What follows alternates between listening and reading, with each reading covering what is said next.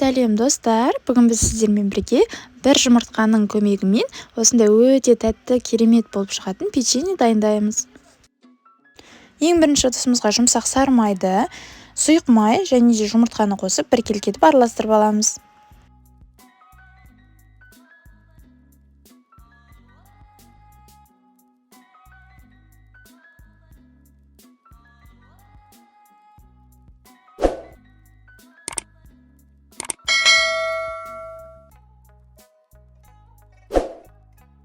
Одан соң қантты қосамыз.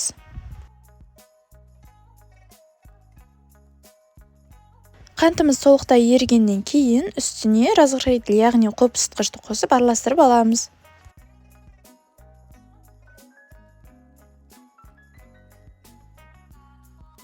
Одан соң біздің ұнымызды осылай електен өткізіп отырып, бірнеше бөліктерге бөліп саламыз. Басында лопатканың көмегімен араластырып, одан кейін қолымызбен жұмсақ қамыр илейміз.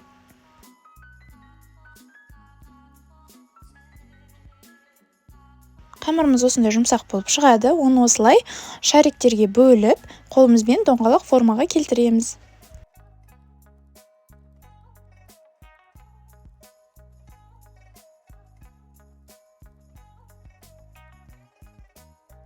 Одан соң біздің осы печеньелерді 250 градуста 15 минутта пісіріп аламыз.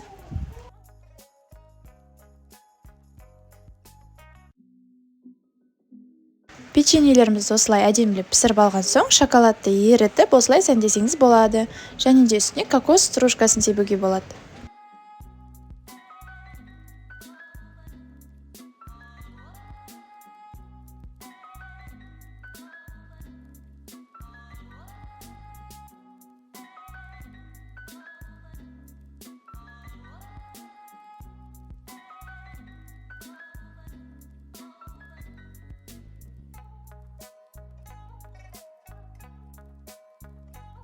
Сонымен біздің осындай өте нәзік әрі тәтті болып шығатын печеньеміз дайын.